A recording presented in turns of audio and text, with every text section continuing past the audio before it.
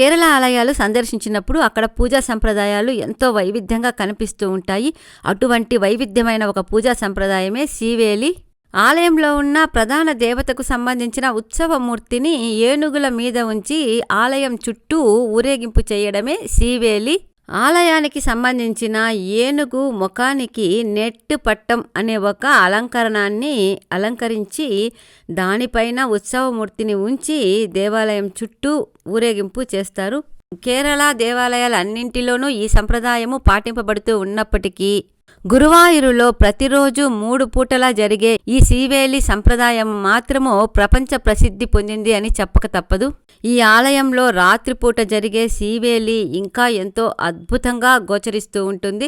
ఆలయం చుట్టూ ఉండే దీపపు వరుసల మిరుమిట్లు గొలిపే కాంతులతో, కేరళ రాష్ట్రానికే ప్రత్యేకమైన వాయిద్యాలు, డప్పుల శబ్దాలతో ఆ దేవాలయ ప్రాంగణం అంతా కూడా మారుమ్రోగిపోతూ ఉండగా ఈ శీవేలి అద్భుతమైన రీతిలో కనువిందు చేస్తూ భక్తులను అలరిస్తూ ఉంటుంది. ప్రతిరోజు జరిగే శీవేలి సంప్రదాయంలో ఒకే ఒక ఏనుగు ఉపయోగిస్తూ ఉన్నప్పటికీ ప్రతి నెలా వచ్చే ఏకాదశి తిథులలో, పర్వదినాలలో, ప్రత్యేక దినాలలో, పండుగ దినాలలో ఆ ఉత్సవాన్ని పట్టి ఈ ఏనుగుల సంఖ్యను పెంచుతూ ఉంటారు. అటువంటి ఉత్సవ దినాలలో ఈ సంబరాన్ని చూడ్డానికి దేశం నలుమూలల నుండి కూడా భక్తులు ఇక్కడికి తరలి వస్తూ ఉంటారని చెప్పడానికి ఏమాత్రమూ సందేహం లేదు. మీలో ఎవరైనా దగ్గరలో గురువాయూరు సందర్శించాలి అనుకుంటూ ఉంటే ప్రతి నెలా వచ్చే ఏకాదశి తిథి ఉండేటట్టు చూసుకొని వెళితే ఈ సంబరాన్ని మీరు కూడా తిలకించవచ్చు.